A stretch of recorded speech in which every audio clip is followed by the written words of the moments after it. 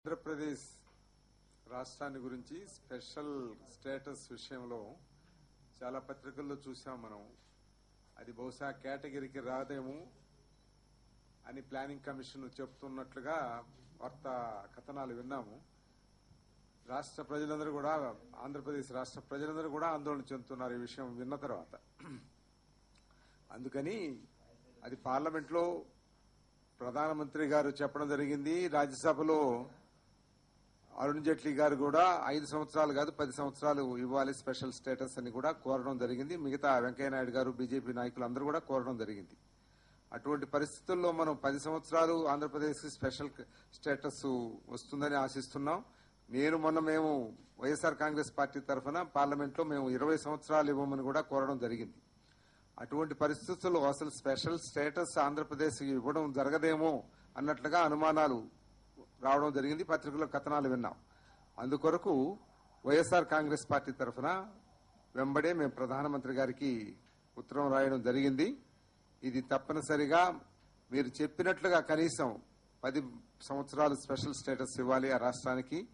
ఆ విధంగా కొత్త రాష్ట్రం అభివృద్ధి చెందేదానికి అవకాశాలు ఉంటాయి.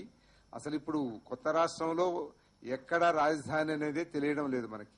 ఎక్కడ కట్టుకోవాలి, ఎన్ని సంవత్సరాలు పడుతుంది, ఎన్ని లక్షల కోట్లు కావాల్సి ఉంటుందనే ఉద్దేశంతో అందరూ ఆందోళన చెందుతున్నటువంటి పరిస్థితుల్లో అసలు స్పెషల్ స్టేటస్ రావడమే కష్టం ఉన్నట్లుగా మనకు వార్తా కథనాలు వింటున్నాము. అందుకొరకు ప్రధానమంత్రి గారికి వెంబడే దీన్ని ప్రకటన చేసి ప్రజల్లో ఉన్నటువంటి ఈ ఆందోళనని నివారించవలసిందిగా వారిని కోరడం జరిగింది. ఇప్పుడే ప్రధానమంత్రి గారికి లెటర్ కూడా ఫ్యాక్స్ చేశాము. తప్పనిసరిగా ప్రధానమంత్రి గారు దీని మీద రెస్పాండ్ అయ్యి తప్పనిసరిగా మనకి ఆంధ్రప్రదేశ్ కి ఈ స్పెషల్ స్టేటస్ మేము కోరడం 20 సంవత్సరాలు కోరడం జరిగింది. వాళ్ళకై వారే చెప్పారు 10 సంవత్సరాలు ఇవ్వాలని కూడా అడగడం జరిగింది. అందుకని తప్పనిసరిగా కనీసం 10 సంవత్సరాలైనా స్పెషల్ స్టేటస్ ఆంధ్రప్రదేశ్ కి ఇచ్చి దానికి రావాల్సినటువంటి అభివృద్ధి కార్యక్రమాలన్నీ ఆ విధంగా జరిగేదానికి అవకాశం కల్పిస్తారని మేము కోరుకుంటున్నాము. మీకు ఈ పత్రులన్నీ కూడా లెటర్ కాపీ అన్నీ కూడా మీకు ఇవ్వడం జరుగుతుంది. Thank you very much.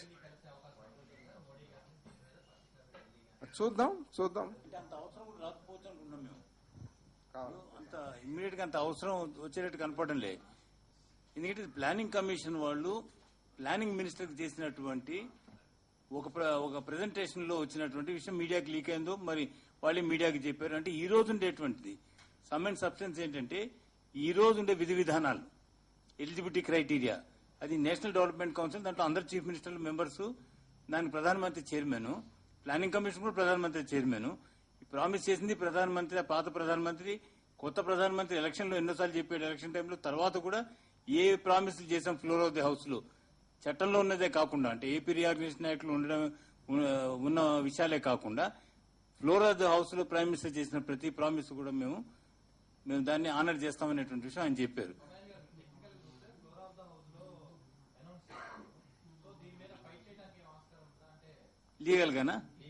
Legal గా ఉండకపోవచ్చు, కానీ వాళ్ళు ప్రజలకు ఇచ్చినటువంటి సాలమ్ ఎక్స్పీరియన్స్ కదా. చట్టంలో ఇది లేదు.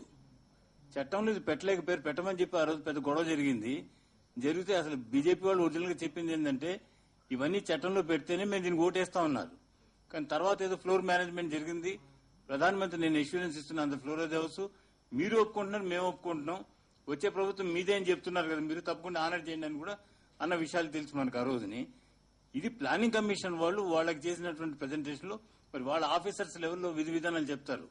ఈ రోజు ఉండే ఎలిజిబిలిటీ క్రైటీరియా ఏంటి, ఎంత పెర్ క్యాపిటల్ ఇన్కమ్ ఉంటే ఇవ్వచ్చు, ఎంత డెవలప్మెంట్ ఉంటే ఇవ్వచ్చు అని వాళ్ళు చెప్తారు. దాని ప్రకారం ఎలిజిబిలిటీ క్రైటీరియా లేదని అన్నారు. అనేసరికి విపరీతమైన ఆందోళన నేచురల్ గా వచ్చింది. ఎందుకంటే చాలా చాలా గొప్ప స్ట్రాటజీ, దీని వల్ల ఫైనాన్షియల్ స్టెబిలిటీ వస్తుందని ప్రైమ్ మినిస్టర్ స్పీచ్ లో ఉంది అనమాట. ఫైనాన్షియల్ స్టెబిలిటీ వస్తుందని.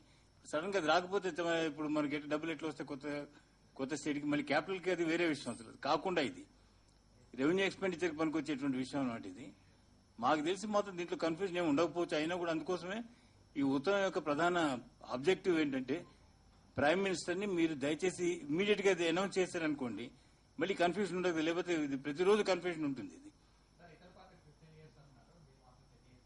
20 years అన్నాం.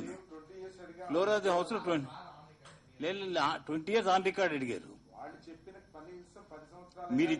మీరు చేసిన ప్రామిస్ 10 ఏళ్ళన్నా ఆ రోజు వెంకయ్యనాయుడు గారు అడిగారు, చాలాసార్లు అడిగారు, అరుణ్ జైట్లీ గారు అడిగారు. తర్వాత వాళ్ళు అన్నారు, ఇప్పుడు మా గవర్నమెంట్ మీ గవర్నమెంట్ కదా వచ్చేది ఎట్టైనా, ఇద్దరికి కమిట్మెంట్ ఉంటే దీని గురించి ఎందుకు మరి యాక్ట్లో లేనంత మాత్రంలో అని చెప్పి ఇద్దరు ఆ రోజు జరిగినటువంటి డిస్కషన్ చెప్తున్నారు. రాజ్యసభలో జరిగిన డిస్కషన్, మేము వచ్చిస్తాం మీరు ఇవ్వకపోయినా అని చాలాసార్లు అన్నారు. మీకు అంత నమ్మకం ఉండవు, మేము వస్తే ఎట్లనే ఇస్తాం, మేము రాని పరిస్థితులు వచ్చేది మీరే కనుక మీరు దయచేసి ఇవ్వండి, దీనికి అభ్యంతరాలు ఏమి ఉండవని చెప్పారు. విధి విధానాలు అనేటువంటి ఇదేమి భగవద్గీత నుంచి ఎక్కడి నుంచి వచ్చినటువంటి విషయాలు కాదు. ప్రైమ్ మినిస్టర్ కాల్చుకుంటే వాళ్ళు మళ్ళీ మార్చుకోవచ్చు కూడా విధి విధానాలు, దాంట్లో ప్రకారం ఎలిజిబిలిటీ రావచ్చు కూడా మనం. పోలవరం మీద కూడా హౌస్ లో తెలంగాణ ఎంపీలు పోరాడిన స్థాయిలో మిగతా మన ఎంపీలు ఎవరు కూడా గళం ఇవ్వలేదు, ఒక లైన్ మీద లేదు. అంటే అది ఏం లేదండి, అందరం ఒకటే లైన్ మీద ఉన్నాం. ప్రధానమంత్రి గారు చెప్పిన పద్ధతిలోనే పోలవరం నిర్మించాలి అని చెప్పడం జరిగింది. దాన్ని మేము ఆ సబ్జెక్ట్ ని ప్రొలాంగ్ చేయలేదు, కానీ అది వాళ్ళు ఇచ్చినటువంటి వాగ్దానాలని నిలబెట్టుకోమని చెప్పడం జరిగింది. మీరు ఏదైతే చెప్పారో దాన్ని నిలబెట్టుకోవాల్సిందిగా కోరినాము. క్లియర్ గా చెప్పారు. అందువల్ల వాళ్ళు ఏంటంటే ఇప్పుడు ఈ మండలాలు అక్కడ కలిపినారు కాబట్టి వాళ్ళు ఆందోళన చెందుతున్నారు, కానీ మనం ఎందుకు దాని మీద పెద్ద ఆందోళన చేయాలి? ఆల్రెడీ ప్రభుత్వం ఒప్పుకున్నది, కేంద్ర ప్రభుత్వం దానికి ఒప్పుకున్నది, ఆర్డినెన్స్ కూడా ఇష్యూ చేశారు కదా. దాని మీద వాళ్ళు ఆందోళన చెందుతున్నప్పుడు మనం అనవసరంగా దాన్ని మళ్ళా రప్చర్ చేయడం ఎందుకని. అంతేగాని దానికి మించి ఏం కాదు. Okay, thank you.